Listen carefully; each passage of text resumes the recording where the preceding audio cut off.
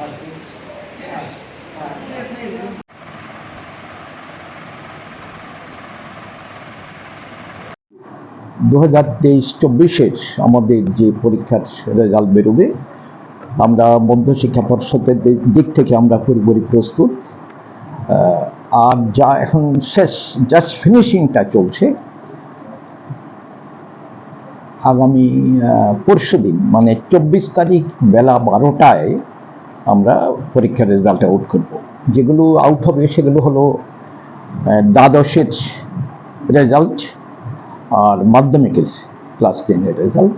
আর এছাড়া মাধ্যমিকের দিক থেকে মাদ্রাসা আলিম আর 12-এর দিক থেকে মাদ্রাসা ফাজিল, এই পরীক্ষা রেজাল্টগুলো বেরোবে।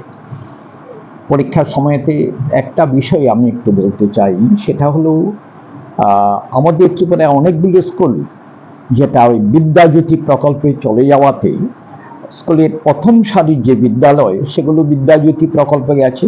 এবার সিবিএসইতে রেজাল্ট আউট হয়ে গেছে।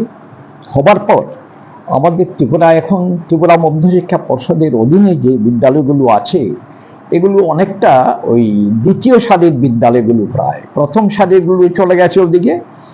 তো এদিক থেকে আমাদের রেজাল্ট যতটুকু ভালো হবে আশা করেছিলাম, তো সেটা পরীক্ষার খাতা দেখার সময় থেকে দেখেছি কিছুটা পরীক্ষার খাতার মান সামান্য হলেও কিছুটা ফল করে গেছে। তো যাই হোক, সম্মানিত যারা পরীক্ষার সাথে যুক্ত ছিলেন, পরীক্ষক বা সংশোধক বা প্রধান পরীক্ষক, ওরা যথেষ্ট মানবিক দিক থেকে পরীক্ষার খাতার বিচার করেছেন।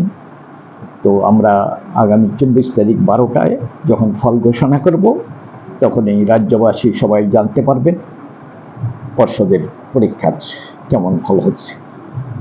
গত বছরের তুলনায় কি রেজাল্ট একটু খারাপ হচ্ছে?